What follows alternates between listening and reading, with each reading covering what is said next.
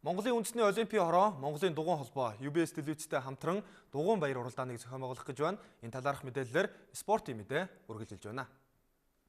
Монголын үндэсний олимпийн хороо Монголын дугуйн холбоо хамтран Улаанбаатар телевизийн 25 жилийн нэрмжит дугуйн баяр уралдааныг энэ амралтын өдрүүдээр зохион байгуулах гэж байна.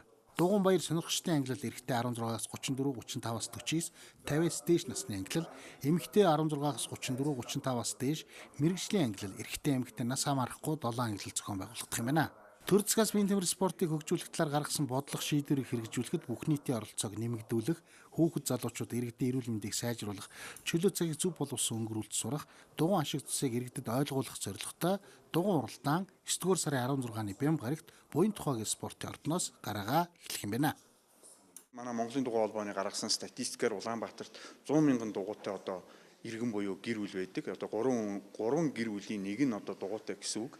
Тэгэхээр одоо өнөөдөр 100 мянган тэр дугуйтай иргэд одоо бүгд биш юм аа гэхэд тийм ээ дугуйтай хүмүүс ямар их дугуйтай хүмүүс одоо байгаа нь ойлгомжтой. Тэгэхээр одоо бүгд ирж оролцож энэ баярт өргөнөөр оролцож энэ өөрсдийнхөө эрх ашиг буюу одоо тийм ээ нийслэл Улаанбаатар хотыгоо дугуйтай хот буюу дугуйн замтай хот болгохын төлөө дэмжиж ирээрэй гэж хүсэх байна. За олимпийн хороо бол ер нь бол спортыг бүхний үйлс болгох энэ үйлсэд бол спортын нийт ер нь бүх төрлийн спортыг бүгдээрингийн одоо ард олонд өргөх ийм бол үүрэгтэй явж байгаа. За спорт бол ер нь зөвхөн одоо бие биедрийн хүмүүжил олгохоос гадна ялангуяа энэ хүүхэд залуучуудад бол хүмүүжлийн маш том асар ийм боломж бололцоог бол олгодог.